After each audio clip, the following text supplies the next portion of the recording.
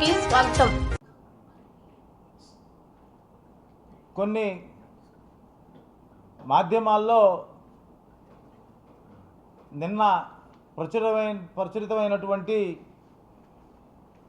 మైపాడ్ దగ్గర ఉన్నటువంటి కృష్ణాపురం బీచ్కి సంబంధించి రిసార్ట్కి సంబంధించినటువంటి అంశాన్ని లేవనెత్తుతూ అక్కడ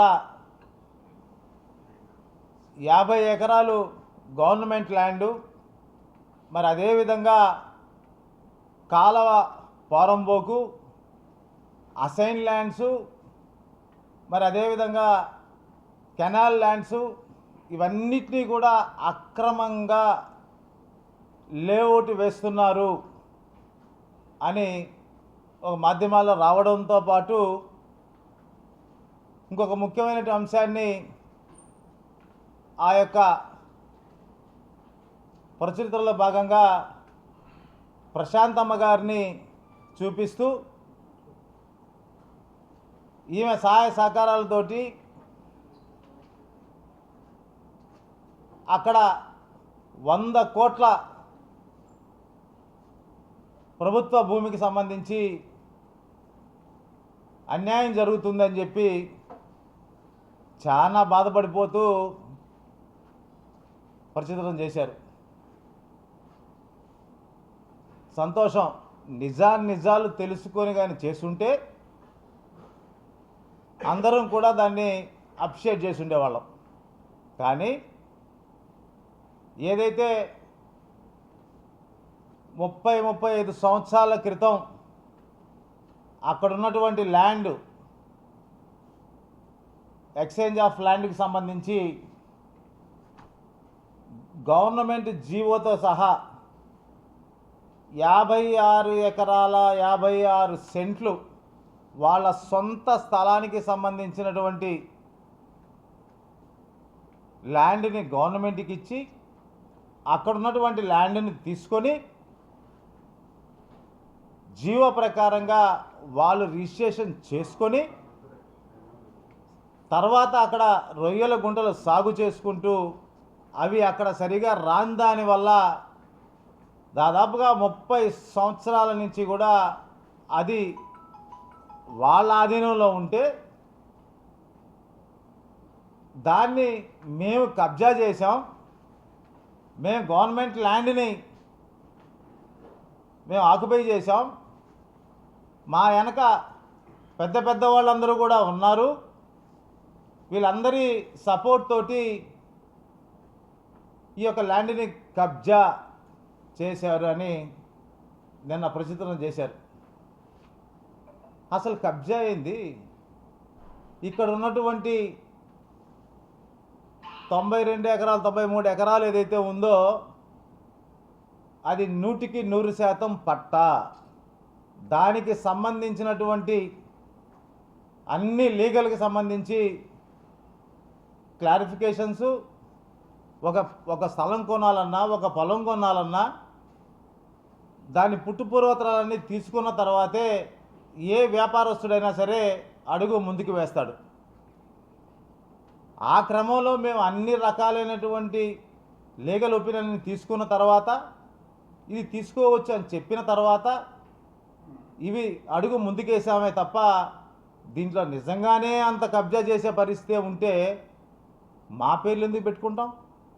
ఆ అలవాటు మాకుందా? మా డబ్బులు మేము పోగొట్టుకున్నామే తప్ప ఏ రోజు సంపాదించాలని ఒకటి అడ్డం పెట్టుకొని చేయాలని ఏ రోజు మా ఉద్దేశం లేదు. అది మా చేత కూడా కాదు. మేము పోగొట్టుకోం అన్ని రకాలుగా.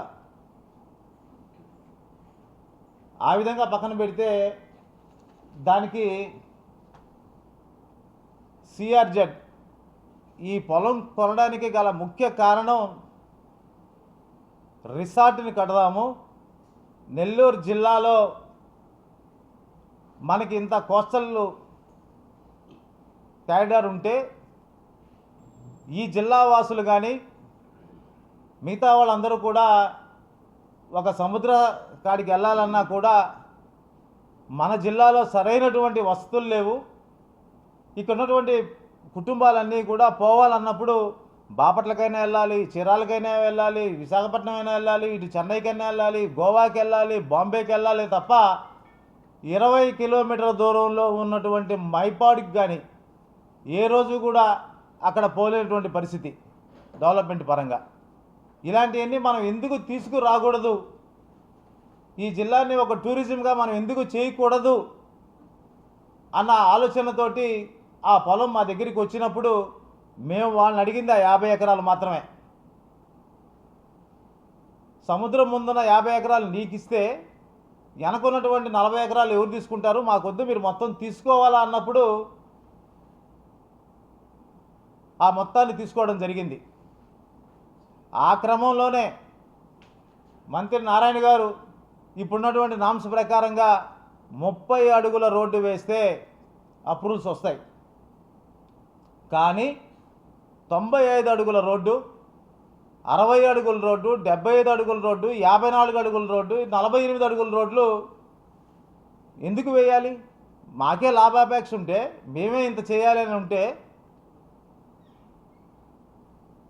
మేము ఇంకా కూడా నామ్స్ ప్రకారంగా వెళ్ళుండేవాళ్ళమే తప్ప నామ్స్కి మించి మేము ఆ యొక్క లేఅవుట్ని వేసుకున్నాం. కానీ ఎక్కడ ఎవరికి రిజిస్ట్రేషన్ చేయలేదే. మాకు స్కూట్నీ పాస్ అయిన తర్వాత మేము డెవలప్మెంట్స్ అన్నీ చేసుకుంటున్నాం. డెవలప్మెంట్లో భాగంగానే మేము ఎక్కడ కూడా పబ్లిసిటీ చేయలేదే, ఎక్కడ కూడా మేము మీరు రండి రండి అని చెప్పి మేము ఎవరిని పిలవలేదే. మాకున్నటువంటి పరిచయాలు, మా స్నేహితులు, లేకపోతే మాకు సంబంధించినటువంటి మా శ్రేయోభిలాషులో వాళ్ళందరి సహకారంతోనే మేము ముందుకెళ్ళాం. దీంట్లో ప్రశాంతమ్మ గారికి ఏం సంబంధం, రూప్ కుమార్ గారికి ఏం సంబంధం, కళ్యాణ్ రెడ్డి గారికి ఏం సంబంధం? మేము మేడం గారిని కలిసినప్పుడు అడ్వాన్స్ కూడా ల్యాండ్కి పెట్టకముందే మేడం గారిని కలిసాం. అమ్మ ఇలాగా మైపాడుకి సంబంధించి రిసార్ట్ ప్లాన్ చేద్దాం అనుకుంటున్నాం. దాంట్లో ఒక 50 రూమ్లు, స్విమ్మింగ్ పూల్స్, అలాగే వాటికి సంబంధించినటువంటి స్పోర్ట్స్ యాక్టివిటీసు, క్రికెట్ గ్రౌండు, ఒక మంచి కన్వెన్షన్ సెంటరు, పెళ్ళిళ్ళు చేసుకోవాలన్నా, ఉండాలన్నా, రావాలన్నా వీటన్నిటికీ పెడదాం అనుకుంటున్నాం మేడం. మీ సహకారం ఉంటే మేము ముందుకు వెళ్తామని చెప్పాం. చెప్పినప్పుడు ద్వారకా యాజ్ పర్ నామ్స్ వెళితేనే అడుగు ముందుకేయండి, నామ్స్ లేకుండా నా కాన్స్టిట్యున్సీలు అయితే జరగదని ఆమె నిక్కచ్చిగా చెప్పడం జరిగింది. 100% నామ్స్ని ఫాలో అయ్యే మేము ఎక్కడ కూడా డీవియేషన్ చేయాలని కానీ ఇంకోటి కానీ ఎక్కడ మాకు ఆలోచన కూడా లేదు. అందుకనే మేము వేసిందే 46 ఎకరాలు సంబంధించినటువంటి లేఅవుట్ వేసాం. మిగతా 46 చిల్లర ఎకరాలకు సంబంధించి రిసార్ట్కి ప్లాన్ చేసుకున్నాం. రిసార్ట్కి ప్లాన్ చేసినప్పుడు ఇది వ్యాపారాలకు సంబంధించి ఇది చాలా క్లిష్టమైనటువంటి పరిస్థితి. ఎందుకంటే కోస్టల్ రికగ్నిషన్ జోన్ CRZ ఉంటుంది. అది సెంట్రల్ మొత్తానికి భారతదేశంలో ఎక్కడ నదీ తీరం ఉన్నా వాళ్ళ పర్మిషన్ లేనిదే మనం అడుగు కూడా ముందుకు వేసేదానికి లేదు. హై టైడ్ లైన్ నుంచి 200 మీటర్లు నో డెవలపింగ్ జోన్. మీరు ఎక్కడ కన్స్ట్రక్షన్ చేసినా కూడా అది అక్కడ ఉంచనివ్వరు. 200 పైన 300 మీటర్ల లోపు 75% ఓపెన్ స్పేస్ ఉండాలి. 25% మాత్రమే కన్స్ట్రక్షన్ జరగాలి.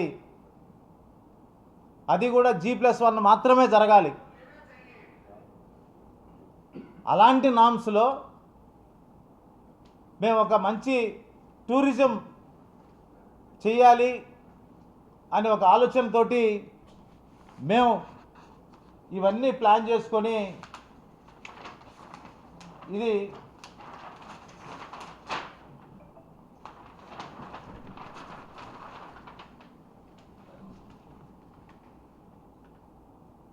ఇది CRZకి సంబంధించినటువంటి మ్యాప్. దీని అప్రూవల్ కూడా దీన్ని కూడా అంటారేమో ఇంత పెద్ద అప్రూవల్ అడ్డు వచ్చిందా అని. దీన్ని పెద్ద సైజ్ తీసాం మీకోసంగా, వచ్చేది మాత్రం చిన్నదే.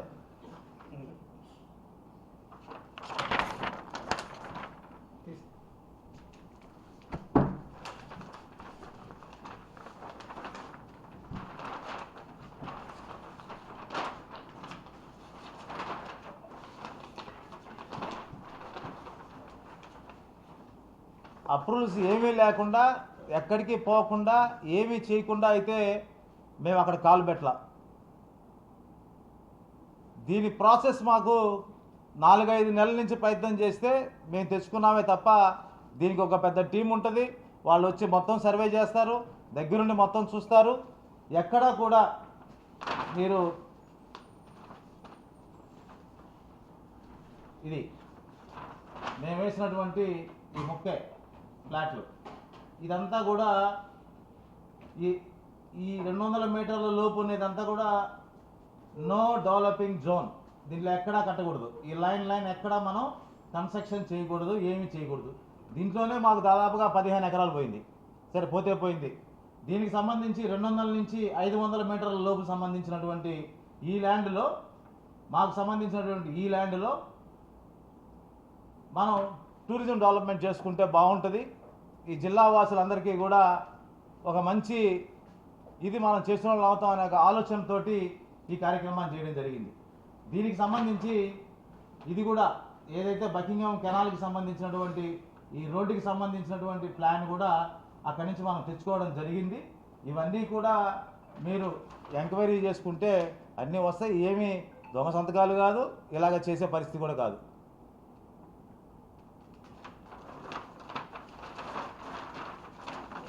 దీనికి సంబంధించి మీకు ఇంకోటి చెప్పాలి.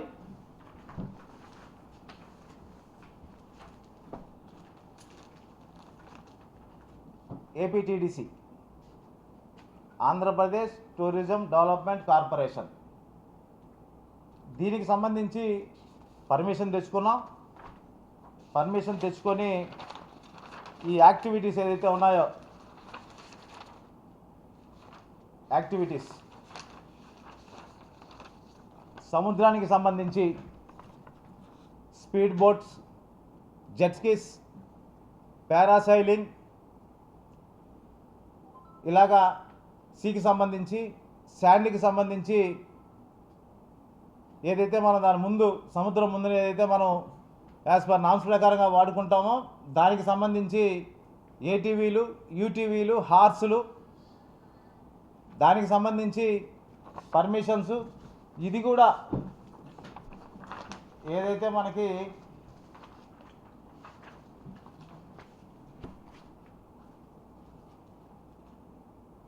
ఇది సిఆర్జెడ్ ఇచ్చినటువంటి నామ్స్ ప్రకారంగా ఉన్నటువంటి బుక్.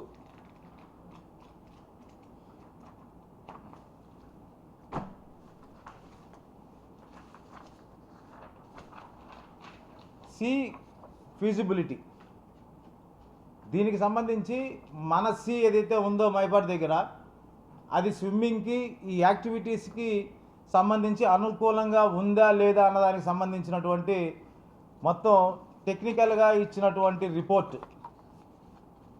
ఇవన్నీ ఎవ్రీథింగ్ విత్ సిగ్నేచర్. అంటే ల్యాండ్కి సంబంధించి కానీ సీకి సంబంధించి కానీ సిఆర్జెడ్కి సంబంధించి కానీ ప్రతి దాంట్లో కూడా మేము ఒక క్లారిటీగా ఉన్నాం. కాబట్టి ఈ రోజుకి కూడా ఆ రోజు ప్రశాంతమ్మ గారిని కలిసిన తర్వాత ఈ విషయాల మీద మేము ఏ మంత్రి గారిని కలవలేదు, ఎమ్మెల్యే గారిని కలవలేదు. ఏ ఒక్క విషయంలో కూడా మేము ఎవరిని కూడా మాకు ఇది చేసి పెట్టండి అని అడగలేదు. అడగకపోవడానికి కారణం మా ఎన్ని యాజ్ పర్ నామ్స్ ఉన్నాయి, ఎన్ఓసీలు ఉన్నాయి, నో అబ్జెక్షన్ సర్టిఫికేట్స్ ఉన్నాయి. ఇన్ని రకాలుగా మేము ఉంటే అధికారులను భయపెడతారు, మమ్మల్ని భయపెడతారు, ప్రాజెక్ట్ని చేయనీయకుండా చేయాలనే ఒక దృఢ నిశ్చయంతో ఉంటారు. నిజంగా కూడా మానవత్వం ఉంటే మీరు చేయాలనుకుంటే 12వ తారీఖు నా బిడ్డ పెళ్ళి నేను అక్కడ పెట్టుకున్నా నా రిసార్ట్లో. ఎవరైనా సరే బుద్ధి జ్ఞానం ఉంటే మీరు 13 వేసుకోకూడదా, 14 వేయకూడదా, 15 వేసుకోకూడదా? ఈ లోపల ఏమన్నా ఇది మాయాలు చేసేదానికి ఇంకోటి చేసేదానికి ఏమైనా ఉందే? ఇక్కడ మేము ఏమైనా చేస్తామా? అంటే పెళ్ళి డిస్టర్బ్ చేయాలి, వీడిని ఏదో ఒకటి ఇబ్బంది పెట్టాలి అన్న ఆలోచన తప్ప ఇంకొక ఆలోచన ఉందా అని అడుగుతా ఉన్నా. వాటర్ రిసోర్సెస్ డిపార్ట్మెంట్ నుంచి ఎన్ఓసీలు ఉన్నాయి, రెవెన్యూ నుంచే సంబంధించినటువంటి దానికి ఉన్నాయి, సిఆర్జెడ్కి సంబంధించి ఉన్నాయి, నోడాకి ఆల్రెడీ ప్లాన్లన్నీ పెట్టున్నాం. మరి ఇంకేంది, డెవలప్ కాకూడదా? అసలు మేడం గారికి ఏం సంబంధం? ప్రశాంతమ్మ గారికి ఈ లేఅవుట్కి ఆమె నియోజకవర్గంలో ఉండడమేనా? వాళ్ళు ఎన్ని సేవా కార్యక్రమాలు చేస్తున్నారు. వాళ్ళ సొంత డబ్బును వినియోగించి ఎలక్ట్రికల్ ట్రైస్కూటర్స్ సంబంధించి, అలాగే మినరల్ వాటర్ ప్లాంట్లకు సంబంధించి, విపిఆర్ నేత్రాకి సంబంధించి, ఎడ్యుకేషన్కి సంబంధించి, గొళ్ళకి గోపురాలకి, మిగతా వాటన్నిటికీ ఎంత సేవా కార్యక్రమాలు చేస్తూ ప్రతిరోజు కూడా నియోజకవర్గంలో తిరుగుతూ డెవలప్మెంట్ చేయాలనే ఒక ఆలోచనతో ఆ తల్లి ముందుకు వెళుతూ ఉంటే ఇవన్నీ దోచుకోవడానికి ఆమె వెనకుందని మాధ్యమాల్లో వేస్తే జనాలు నమ్ముతారా అని అడుగుతా ఉన్నా. మీరు అధికారులు అడగండి, నన్ను అడగబడలే. ఏ రికార్డు కూడా నేను ఇవ్వాల్సిన అవసరం లేదు.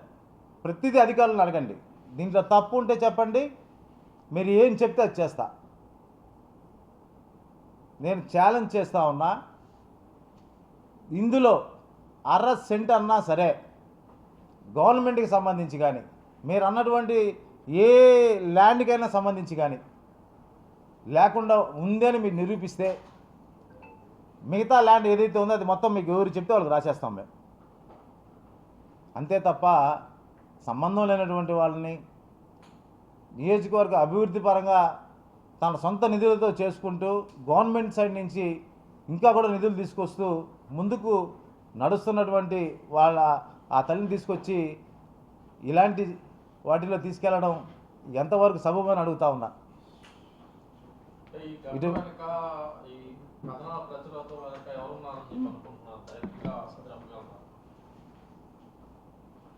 ఎవరెవరు ఉన్నారో అందరికీ తెలుసు.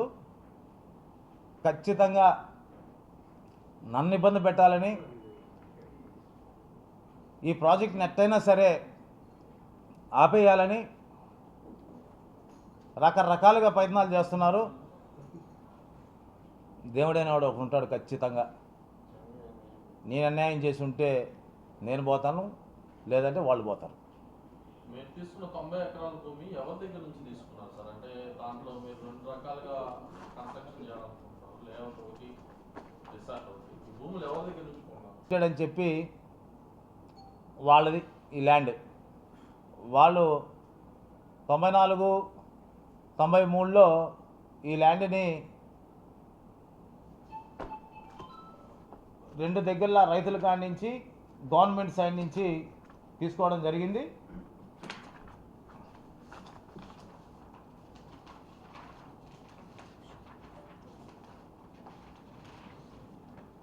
వాళ్ళ సొంత ల్యాండ్ ఇది. దీంట్లో ఎవరికి ఎటువంటి పాత్ర లేదు, దీంట్లో ఎక్కడ డివిజన్స్ లేవు. వాళ్ళు ఆల్రెడీ బ్యాంకులో లోన్ తెచ్చుకొని లోన్ క్లియర్ చేసుకొని దీన్ని చేసి పెట్టుకున్నటువంటి డాక్యుమెంట్స్ ఇవన్నీ కూడా. వాళ్ళ వ్యాపార నిమిత్తం బ్యాంక్ లోన్స్ అన్నీ తెచ్చుకున్నారు అదే కంపెనీ పేరు మీద, సిమెనాక్వా ఫార్మ్స్ లిమిటెడ్ పేరు మీద.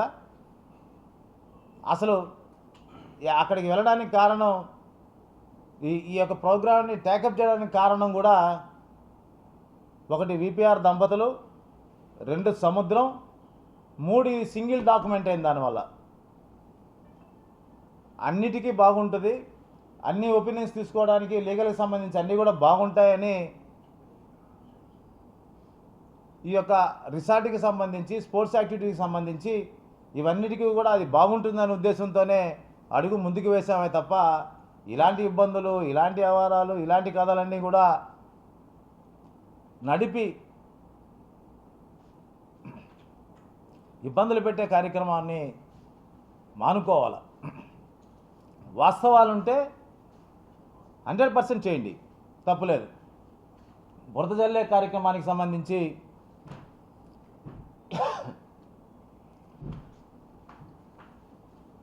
మేము గుడ్డ కాల్చి మేమే చేస్తాం, మీరు తుడుచుకోండి అనడం అనేది మంచి పద్ధతి కాదు. ఇవన్నీ పక్కన పెడితే ప్రశాంతమ్మ గారిని దీంట్లో తీసుకొచ్చి ఆమెనేదో చేయడం అనేది ఇంకా మంచి పద్ధతి కాదు. 12వ తారీఖు నా బిడ్డ పెళ్ళి అక్కడ పెట్టుకొని ఉండా. ఎవరైనా ఈ పని చేస్తారా? గుడగాల్చేది ఎప్పుడైనా చేయొచ్చుగా, కానీ ఇప్పుడే చేయాలి. ఇప్పుడు చేస్తేనే ఆ డిస్టర్బెన్స్ ఉంటుంది. భవిష్యత్ కార్యాచరణ ఏంటి సార్? బాగా నెల్లూరు పాలిటిక్స్లో యాక్టివ్గా ఉన్నారు గత దశాబ్దాల కాలంగా. అయితే ఇటీవల కొంచెం తగ్గుముఖం పడ్డారని తెలుస్తుంది. ఈ నేపథ్యంలోనే మీ పైన ఆరోపణలు అంటున్నారు కదా. అయితే భవిష్యత్ కార్యాచరణ ఏమన్నా ఈ ల్యాండ్ ఇష్యూస్లో కానీ మిగతా ల్యాండ్కి సంబంధించి, వ్యాపారానికి సంబంధించి ఈరోజు మేము వ్యాపారంగానే మాట్లాడా, రాజకీయంగా నేను ఎక్కడ మాట్లాడాల్సిన అవసరం కూడా నాకు లేదు. నాకు కావాల్సింది నేను చేసుకుంటున్నటువంటి 2 సంవత్సరాల నుంచి వ్యాపారమే చేసుకుంటున్నాను. ఆ వ్యాపారానికి సంబంధించి వాళ్ళు ఏ కోణంలో ఆలోచించుకున్నారో అది నాకు అనవసరం. కాకపోతే దీంట్లో ఇటు ప్రశాంతమ్మ గారిని, మమ్మల్ని, కళ్యాణ్ రెడ్డి గారిని, రూప్ కుమార్ గారిని అందరినీ కలిపి వేయడం అన్నది మంచి పద్ధతి కాదు. వాస్తవాలు ఉంటే ఖచ్చితంగా ప్రచారం చేసుకోండి, వాస్తవాలు ఉంటే తీయండి, అధికారులను అడగండి. దీంట్లో తప్పు ఉందంటే ఆ తప్పుకి తగ్గ మిగతా ల్యాండ్ అంతా కూడా నేను రాసిచ్చేస్తా. తప్పు లేకపోతే పరిచితం చేసిన వాళ్ళందరి మీద కూడా నేను ఖచ్చితంగా కోర్టునైతే ఆశ్రయించడం గ్యారంటీ.